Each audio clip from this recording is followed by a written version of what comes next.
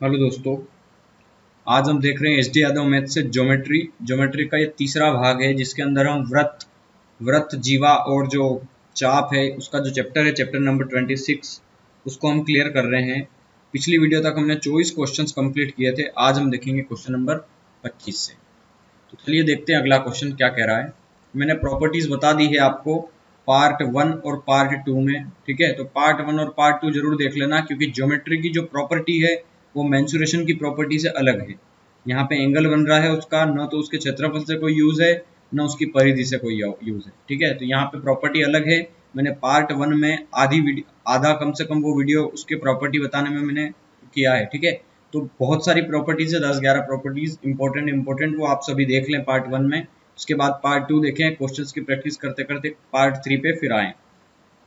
और अगर आप ज़्यादा अच्छे से ज्योमेट्री सीखना चाहते हैं तो आप एच डी यादव बुक को खरीद लें। ठीक है, एच डी यादव बुक आपको अमेजन से मिल जाएगी, या हो सके आप अगर किसी राज्य के हो जहाँ पे ये बुक चलती हो तो आपके वहाँ पे मार्केट्स में अवेलेबल होगी। अगर किसी और एरिया से आप जहाँ पे एच डी यादव अवेलेबल नहीं है तो आप अमेजन से मंगवा सकते हैं, आपके एरिया तक वहाँ पे आ जाएगी। ठीक है, तो चलिए क्वेश्चन नंबर 25 से देखते हैं सीधा। एक इस तरीके का डायग्राम बना हुआ है, तो मैं बना देता हूँ जो जो उसमें बोला गया है। ये ए है, ये बी है, ये सी है, ये इसकी जीवा हो गई, ये इसका सेंटर ओ हो गया, और ये पॉइंट है ई। ठीक है, ये वाला पॉइंट है ई, है ना। इसको मैं ऐसे बना के बताऊंगा।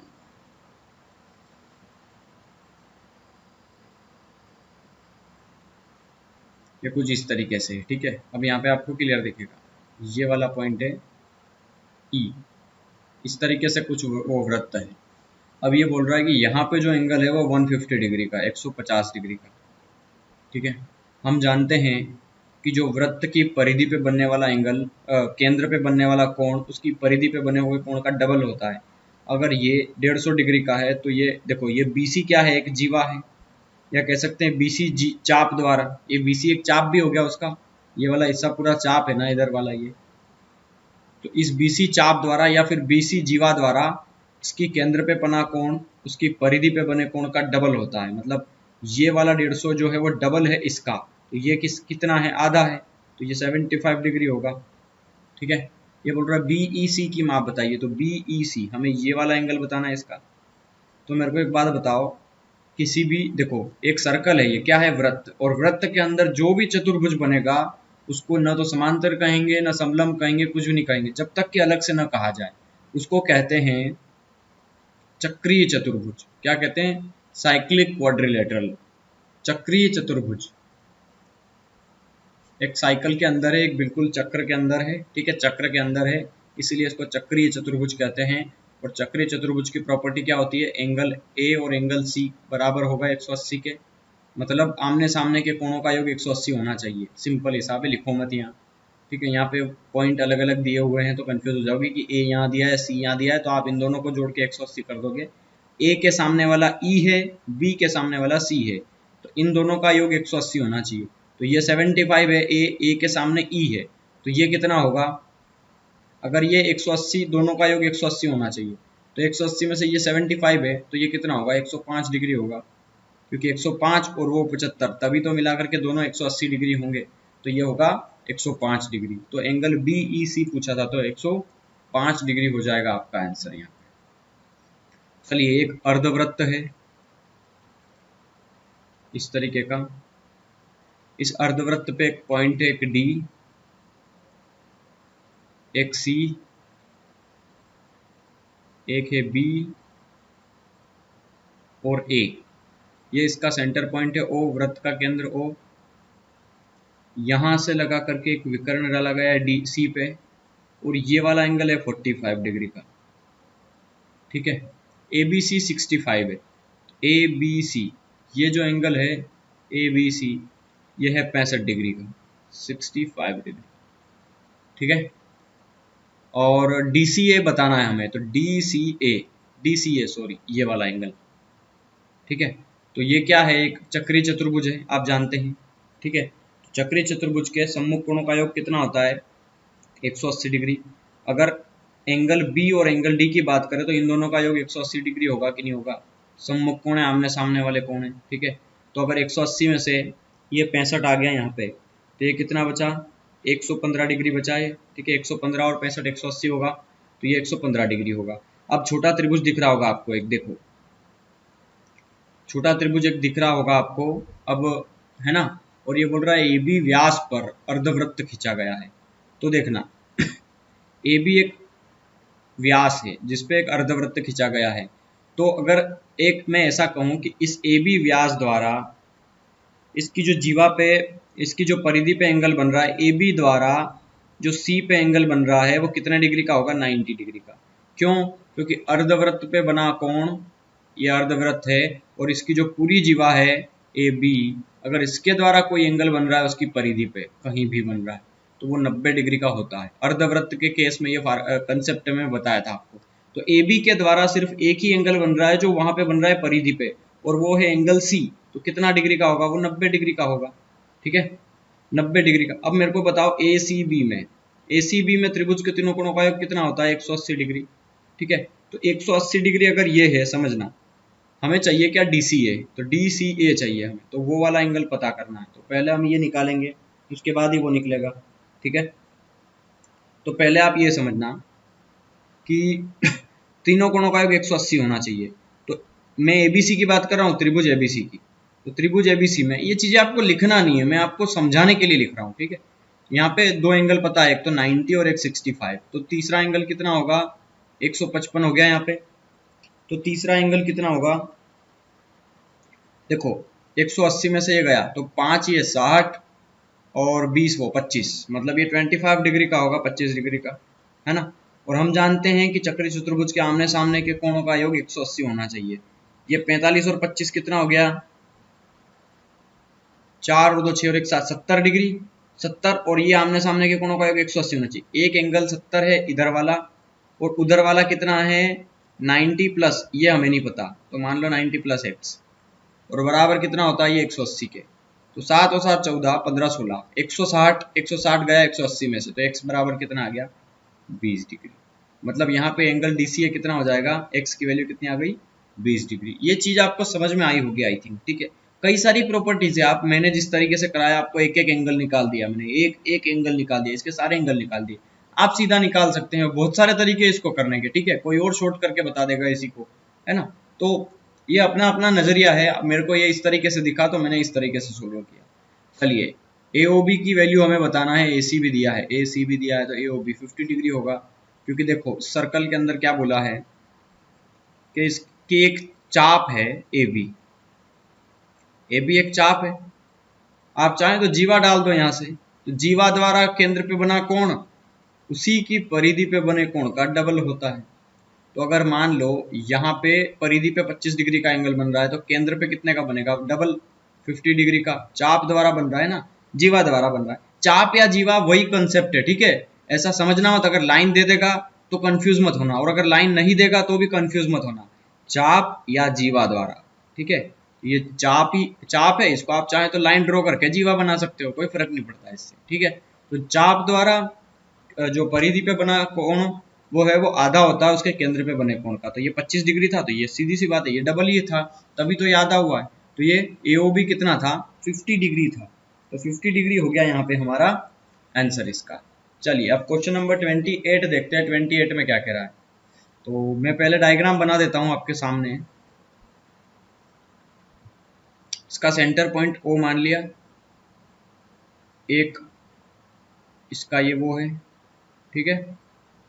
इसमें एक पॉइंट है ये A वाला, और यहाँ कोई पॉइंट दिया है इसका B, है ना।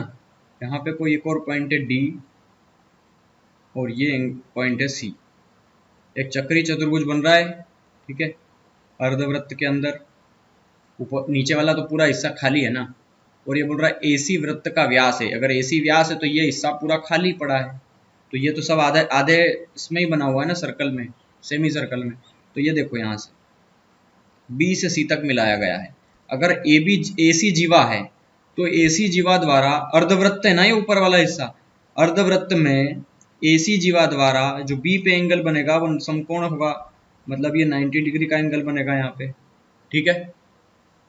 और हमें क्या दिया है, BDC 115 है, तो BDC ये 115 है, तो D के सामने वाला एंगल A है और B के सामने वाला C है, तो D हमें क्या चाहिए, ACB, ACB ये हमें पूरा एंगल चाहिए C, अच्छा सॉरी इतना सा, ठीक है, हमें इतना सा एंगल चाहिए, तो हम AC भी निकाल सकते हैं इसके अंदर। देखो हम कैसे निकालेंगे, सबसे पहले तो मेरे को एक बताओ, ये 115 डिग्री का है, तो इसके सामने वाले और इसका 115 का योग मिला करके 180 होना चाहिए ना, तो ये एंगल कितना होगा, 115 आ गया तो 65 डिग्री बचा ये, ठीक है, ये 65 डिग्री होगा।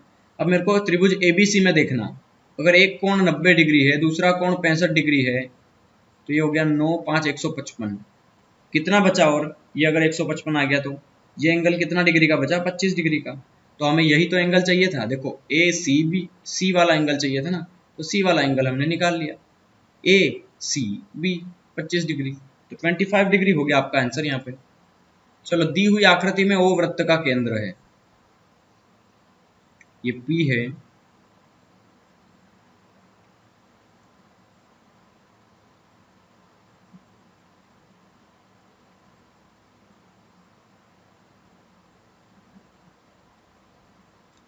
OABC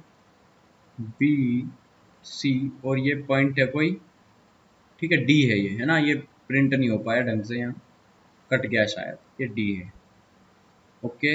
ये वाला एंगल 100 डिग्री दिया है, ठीक है, पूछ रहा है BCD बताओ, BCD, मेरे को एक बात बताओ, ये अगर 100 है तो ये कितना होगा, 50 डिग्री होगा कि नहीं होगा, ठीक है, ये 50 डिग्री होगा, ये 50 डिग्री हुआ, तो एक चीज समझाओ मेरे को, हमें क्या चाहिए, BCD हमें ये वाला एंगल चाहिए, देखो BCD हमें ये वाला एंगल चाहिए, ठीक है। तो मैंने कल वीडियो स्टार्ट करने से पहले एक स्पर्श रेखा की प्रॉपर्टी बताई थी मैंने, ठीक है, क्या बताई थी मैंने, कि जीवा व स्पर्श रेखा के बीच में जो एंगल बनता है, ठीक है, यहाँ पे अगर मैं बात करूं तो ये एक स्पर्श रेखा है, ठीक है, जो कि CD एक स्पर्श रेखा है ना, या AD कह सकते हैं, जो इसको टच करके ऐसे जा रही है, तो यहाँ पे जो एंगल बना है 50 डिग्री का, उसकी परिधि पे बना कौन, वो इसी सेगमेंट पे बना है ना, देखो, तो जीवा, ये जीवा है देखो AP, तो जीवा पे बना कोण और उसकी स्पर्श रेखा पे बने कोण का ये बराबर होगा, ये 50 डिग्री है तो ये भी कितने डिग्री का होगा, 50 डिग्री का होगा, ठीक है, तो ये भी कितना हो जाएगा आपका आंसर, 50 डिग्री हो जाएगा, ये हो गया हमारे सवाल का आंसर इसका, ठीक है। बहुत सारी प्रॉपर्टीज है, इसको आप और तरीके से सोल्व कर सकते हैं, ये 50 है, एक सरल रेखा है, तो ये एंगल भी 100 डिग्री का बनेगा, ठीक है, ये देखो स्ट्रेट लाइन जा रही है ना, ये 50 बन गया इधर, तो ये कितना बचेगा, 100 डिग्री का बचा इधर, ठीक है। या फिर अगर आपको ये नहीं पता है, ठीक है, सर्कल ही गायब हो गया है, अगर हमें मान लिया जाए, चलो मैं इसको बता देता हूँ दूसरे तरीके से, आपको समझ में आए ऐसा, देखना, ये 100 था तो ये 50 हो गया, ओके।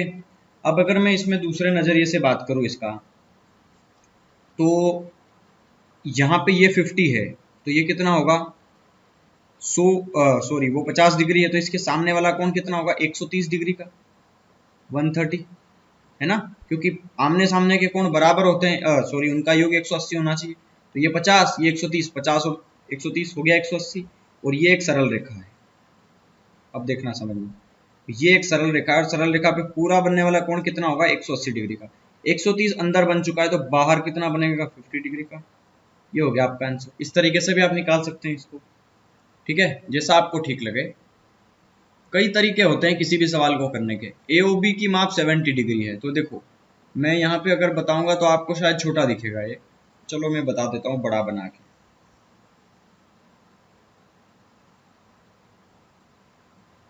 ये DC है, ये B है, ये A है, इसका सेंटर पॉइंट क्या है, O, ये इसको यहाँ टच कर रहा है, ये वाला एंगल कितना है, 70 डिग्री, तो OCD बताना है हमें, O, ये O पॉइंट है, CD हमें ये वाला एंगल बताना है, और चित्र में O वृत्त का केंद्र है ठीक है। तो देखो एक चीज बताओ मेरे को, अगर ये 70 डिग्री है तो ये भी 70 डिग्री होगा, है ना। क्यों? क्योंकि वर्टिकली अपोजिट एंगल है ये, मतलब शीर्षाभिमुख कोण है ना।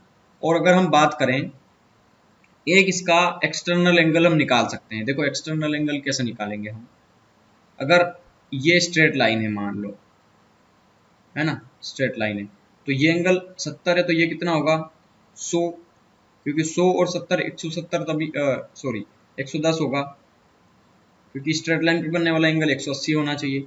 ये 70 है तो ये कितना होगा 100, ठीक है, क्योंकि स्ट्रेट लाइन पे इधर भी 180 होना चाहिए, इधर भी 180, सारी तरफ हो गया है, ठीक है। अब हमें चाहिए ओ सी डी, ओ सी डी, हमें ये वाला एंगल फाइंड आउट करना है, ठीक है। अगर इस त्रिभुज की बात करूं मैं, तो हमें ये वाला एंगल पता है, और एक और चीज सबसे ज्यादा जरूरी, खैर ये हमें चीजें नहीं निकालना, इसमें सीधा हम देखकर ही टिक करेंगे इसको। मेरे को एक बात बताओ, ये सेंटर पॉइंट है, अगर एक नया पेन ले लेते हैं, अगर ये सेंटर पॉइंट है, तो इस सेंटर पॉइंट से परिधि तक की दूरी क्या होती है, त्रिज्या। परिधि तक की दूरी क्या होती है, त्रिज्या। ये वाली साइड इस वाली साइड के बराबर है, एक चीज पता चल गई आपको, ठीक है। तो ये वाला एंगल भी इस वाले एंगल के बराबर होगा, ये चीज क्लियर है। अगर तीन एंगल का सम 180 होता है, थोड़ा अपना दिमाग का यूज करना, बहुत अच्छा क्वेश्चन है, थोड़ा विजुअलाइज करने की कोशिश करना। 180 में से हमें 70 पता चल चुका है, तो बचा कितना 110 डिग्री, मतलब दोनों एंगल का सम जो है वो 110 होना चाहिए। और ये बोल रहा है दोनों एंगल बराबर होंगे, क्यों? क्योंकि दोनों साइड बराबर है, दोनों रेडियस बराबर है। तो 110 अगर दोनों का योग है तो दोनों 55 55 के होंगे ना। ये चीज समझ में आई आपको, ठीक है। तो दोनों एंगल, अगर ये एंगल ओ डी सी पूछता तो भी 55, ओ सी डी पूछा है तो भी 55, तो 55 डिग्री हो गया आपका आंसर में। 4 सेंटीमीटर त्रिज्या के एक वृत्त के अंतर्गत त्रिभुज एबीसी एक समबाहुभुज है, तो दीर्घ चाप एबीसी की लंबाई ज्ञात करो। देखो एक सर्कल है, उसके अंदर एक त्रिभुज है एबीसी,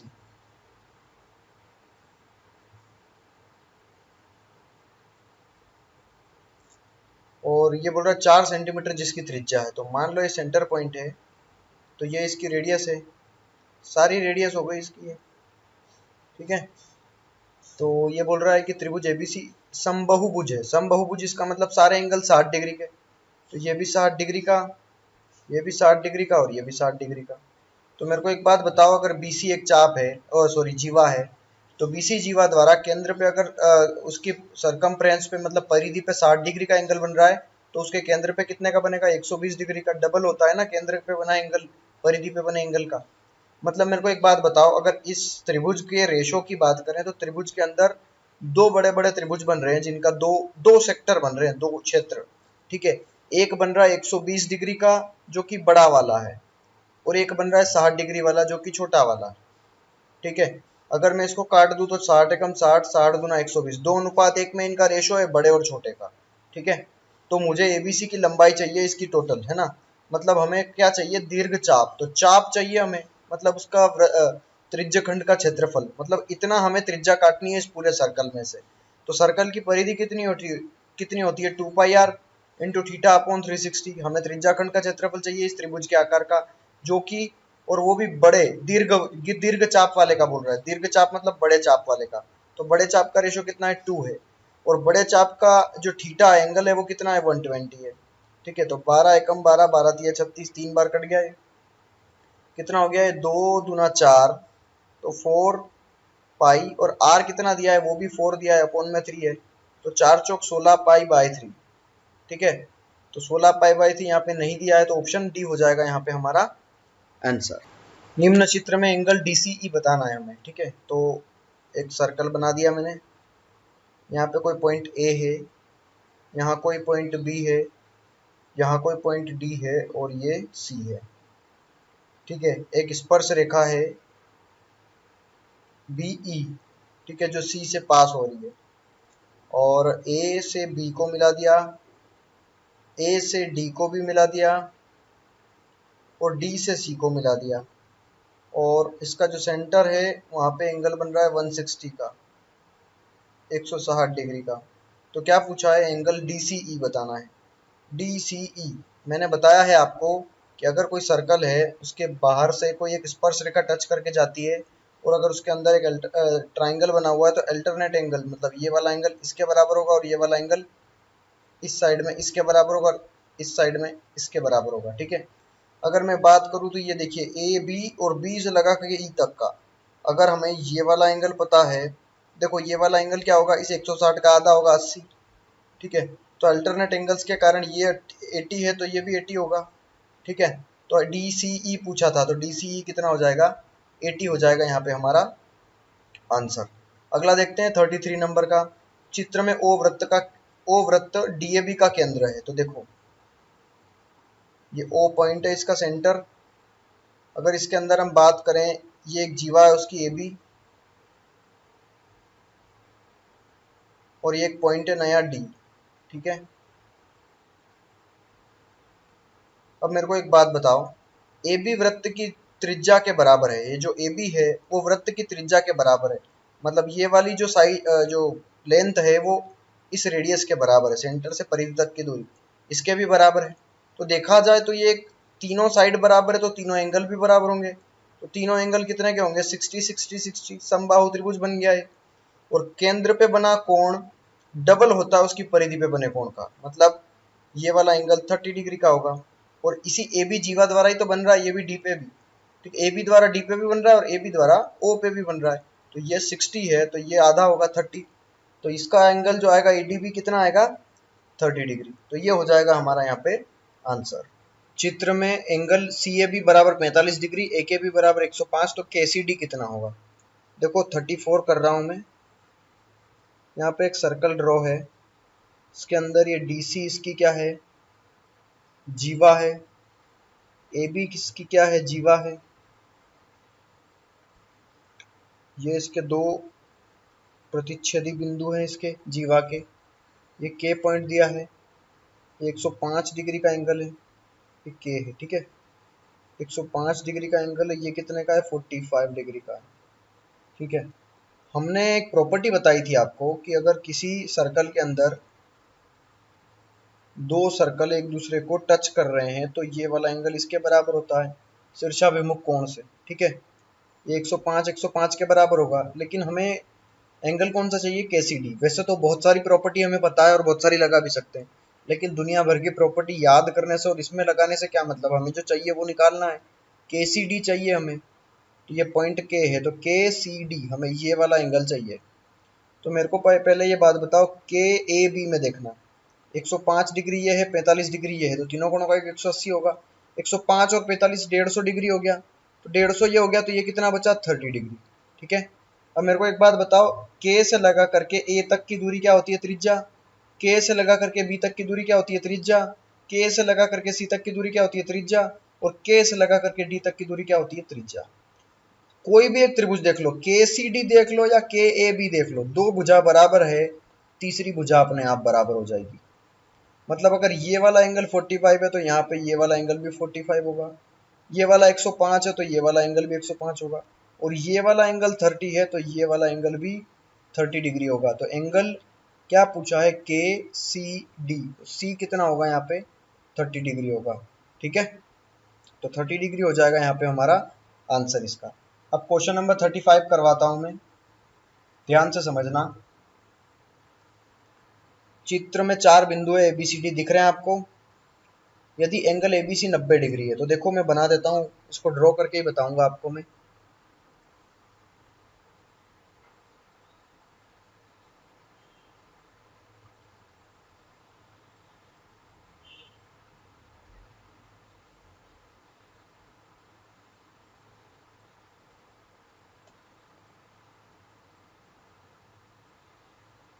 ठीक है, ये पॉइंट इस तरह मिले हुए हैं, चक्री चतुर्भुज है ये वाला एंगल 90 डिग्री दिया है और ये वाला एंगल 50 डिग्री दिया है। तो मेरे को एक बात बताओ, ABC त्रिभुज के अंदर अगर एक 90 एंगल है, एक 50 है, तो ये वाला एंगल कितना होगा 40 डिग्री का, क्योंकि तीनों कोणों का 180 होना चाहिए। अब मेरे को क्या पूछा है इसमें, BDC बताइए, तो BDC हम निकाल सकते हैं, बहुत सरल कंसेप्ट है इसका। देखो BC क्या काम कर रही है, जीवा का, समझना, BC क्या काम कर रही है, जीवा का, इसी जीवा के द्वारा एक ए पे एंगल बना है और इसी BC जीवा द्वारा एक D पे एंगल बना है और दोनों परिधि पे बने हैं। परिधि पे दोनों कोण बराबर होते हैं। ये 40 डिग्री का है तो ये भी 40 डिग्री का होगा। 40 डिग्री हो गया आपका आंसर इसका। चित्र में O वृत्त का केंद्र है। BCD x डिग्री की माप क्या होगी? देखो 36 नंबर का कर रहा हूं मैं। यहाँ पे सर्कल है, उसके अंदर एक पॉइंट है A, B, D और एक ये C पॉइंट है ना। यहाँ पे B है, A है और ये D है। इसको यहाँ मिला दिया, इसको यहाँ मिला दिया और इसका सेंटर पॉइंट जो है वो 110 डिग्री पे इसको कट कर रहा है। ठीक है, तो हमें ये वाला एंगल बताना है। देखो मेरे को एक चीज बताओ, अगर हमें उसका x डिग्री का एंगल बताना है तो ये 110 डिग्री है, तो इसका जो A पे एंगल बनेगा वो कितना बनेगा? देखो A पे जो एंगल बनेगा वो इसका आधा बनेगा ना, 55 डिग्री। ठीक है, ये 55 डिग्री तो बनेगा क्योंकि ये जो चाप द्वारा परिधि पे, देखो BD एक चाप है पूरा, B से लगा करके D तक, तो BD चाप द्वारा अगर उसकी परिधि पे एंगल बन रहा है 110 उसके केंद्र पे 110 डिग्री का एंगल बन रहा है, तो उसी के द्वारा BD के ही द्वारा उसके जो परिधि है उस पे एंगल जो बनेगा वो आधा होगा उसके केंद्र का। तो ये 110 डिग्री है तो वो आधा होगा 55। अब मुझे चाहिए एंगल C, है ना, BCD चाहिए, मतलब BCD। तो यहाँ पे एंगल A जो है 55, उसका जोड़ और एंगल C का जोड़ 180 होना चाहिए। तो 180 में से अगर मैं 55 घटा दूंगा तो एंगल C नहीं आ जाएगा। 10 में से गया 5 तो 5 बचा 6 बच गया है, मतलब 12, 125 डिग्री। तो ये वाला एंगल जो है BCD वो कितना होगा? 125 डिग्री। तो ये हो गया हमारा आंसर यहाँ पे। चलिए अगला सवाल देखते हैं, क्वेश्चन नंबर 37। ABCD एक चक्रीय चतुर्भुज है। तो देखो ABCD एक चक्रीय चतुर्भुज है जिसमें कुछ इस तरीके से बना हुआ है ये।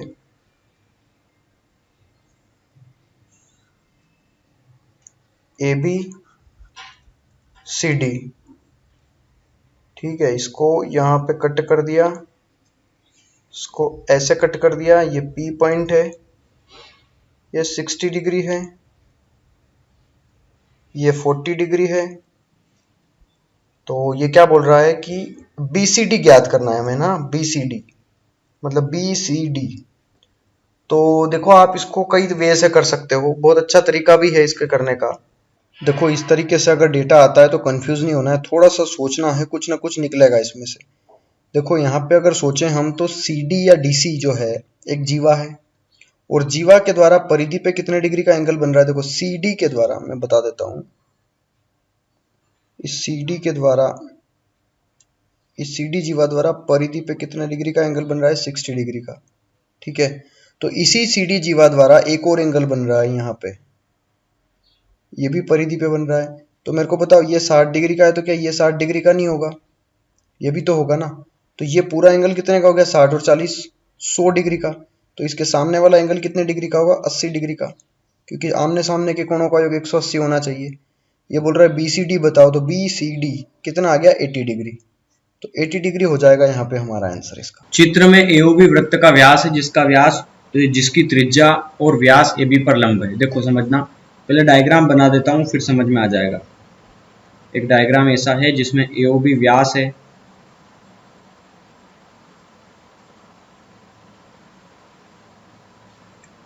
अगर ये पॉइंट D है तो यहां कोई पॉइंट होगा C,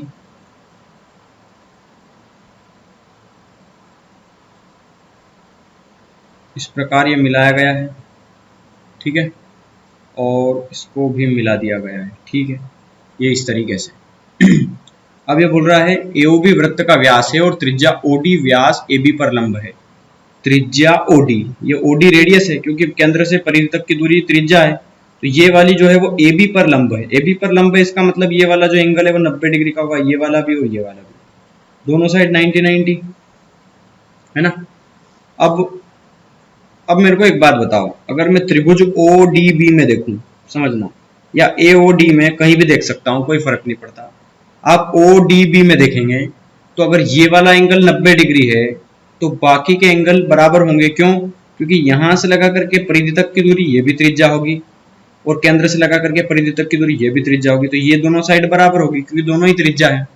तो दोनों त्रिज्या है तो ये दोनों एंगल भी बराबर होंगे। दोनों एंगल बराबर होंगे तो ये 90 हो गया, तो 90 और बचा दोनों कोणों का योग, तो 45 45 हो गए दोनों। ठीक है, 45 45 हो गए। अब एक चीज बताओ, अगर मैं, देखो एक चीज दिख रही मुझे यहाँ पे, एडी क्या है, एक जीवा है, एडी जीवा है ना, तो एडी जीवा के द्वारा एक तो ये एंगल बन रहा है बी वाला, एडी के द्वारा ही बन रहा है ना ये, और ये 45 का बन रहा है। और एक और है, एडी जीवा के द्वारा एक ये वाला एंगल भी बन रहा है सी वाला।